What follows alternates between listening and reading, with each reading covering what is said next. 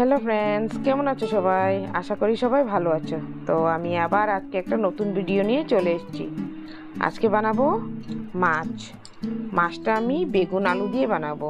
তো প্রথম আমি মাছটাকে নুন হলুদ দিয়ে ভালো করে মাখিয়ে এটাকে একটু লঙ্কা গুঁড়োও দিলাম, কালারটা সুন্দর আসবে। তারপর ওটাকে আমি ভেজে নেব লাল লাল করে। এই যে মেখে নিলাম। তারপর কড়াইয়ের মধ্যে দিয়ে দেব তেল। সরষের তেল দেওয়া হওয়ার পর তেলটা গরম হয়ে গেছে, এখন দিয়ে দেব এক এক করে মাছগুলোকে সুন্দর করে ভেজে নেব।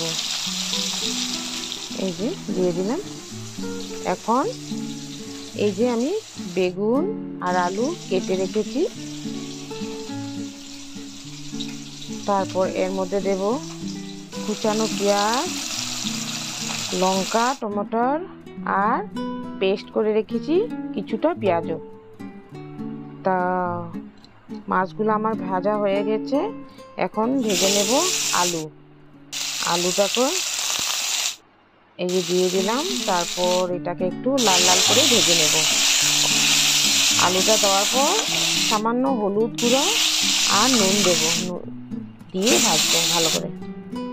এই যে লাল লাল করে ভেজে নেব।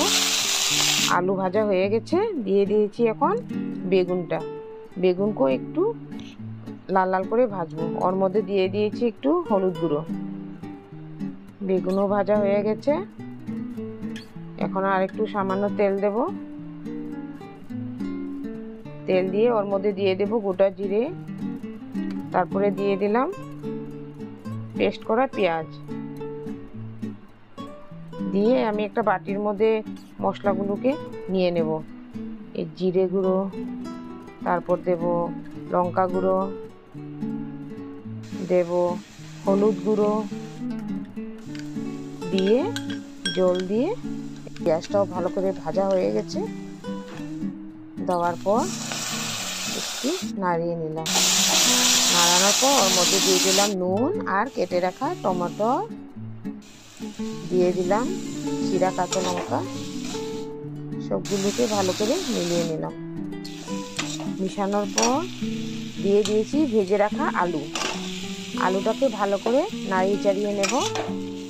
মশলাটা যখন ভালো করে ভাজা হয়ে যাবে আলুর সাথে, তারপর দিয়ে দেব বেগুনটা দিয়ে কিছুক্ষণ রেখে দিয়ে দেব জলটা দেওয়ার পর যখন জলটা ভালো করে ফুটে উঠবে, ওর মধ্যে দিয়ে দেব ভেজে রাখা মাছগুলো। এই যে ফুটে গেছে, দিয়ে দেব এখন ভেজে রাখা মাছটা দিয়ে কিছুক্ষণ ফুটার পর